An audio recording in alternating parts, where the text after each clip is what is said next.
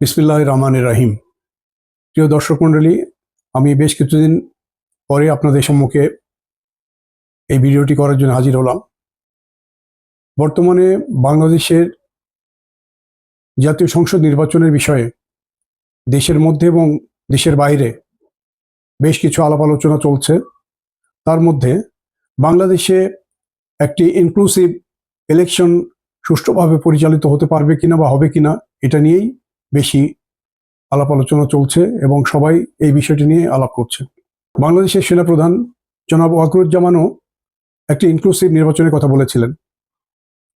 জাতিসংঘ সহ অনেক বিদেশি রাষ্ট্র বাংলাদেশে একটি ইনক্লুসিভ জাতীয় সংসদ নির্বাচন অনুষ্ঠিত হোক সেই আশাবাদ ব্যক্ত করেছেন। এই বিষয়ে বিবিসি বাংলা সম্প্রতি একটি তাদের বিশ্লেষণধর্মী ভিডিও প্রকাশ করেছেন। সেই ভিডিওতে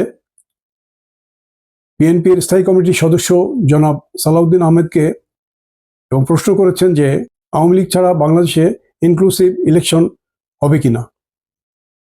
জবাবে জনাব সালাউদ্দিন আহমেদ সাহেব বলেছেন যে আওয়ামী লীগ একটি ফ্যাসিস্ট সংগঠন, একটি মাফিয়া সংগঠন। তাদের বাংলাদেশে নির্বাচন করার কোনো অধিকার নাই, তারা নির্বাচন করার অধিকার হারিয়ে ফেলেছে। আজকে আওয়ামী লীগ ছাড়াও বাংলাদেশে একটি ইনক্লুসিভ ইলেকশন হবে এবং সেই ইলেকশনটি করার জন্যই তারা কাজ করে যাচ্ছে। বাংলাদেশের নির্বাচন কমিশন সম্প্রতি ঋণ খেলাপিদের প্রায় 47 জন ঋণ খেলাপির প্রার্থিতার বাতিলের বিরুদ্ধে যে আপিল নির্বাচন কমিশনে দায়ের করা হয়েছিল, সেই আপিল বেশিরভাগ আপিলই মঞ্জুর করেছেন এবং এই বিষয়ে বেশ কয়েকটি দল নির্বাচন কমিশনের কর্মকাণ্ডের বৈধতা নিয়ে প্রশ্ন তুলেছেন। তাদের বক্তব্য হচ্ছে, নির্বাচন কমিশন যদি এই ধরনের কর্মকাণ্ড নিয়ম বহির্ভূতভাবে করতে থাকে তাহলে বাংলাদেশের যে নির্বাচন হবে সেই নির্বাচনটি প্রশ্নবিদ্ধ হবে। এখন আপনাদের কাছে একটি প্রশ্ন হচ্ছে, নির্বাচন কমিশনের কর্মকাণ্ডের বৈধতা নিয়ে যদি কোনো জোট বা কোনো দল, বৃহৎ দল নির্বাচন থেকে সরে দাঁড়ান, তাহলে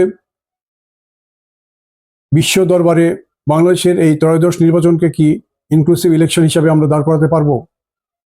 এই প্রশ্নটি আপনাদের কাছে রাখছি এবং এর জবাব পেতে আমাদেরকে 12ই ফেব্রুয়ারি পর্যন্ত অপেক্ষা করতে হবে। ধন্যবাদ সকলকে। সবাই ভালো থাকবেন, সত্যের সঙ্গে থাকবেন, এই আশাবাদ ব্যক্ত করে বিদায় নিচ্ছি। আসসালামু আলাইকুম।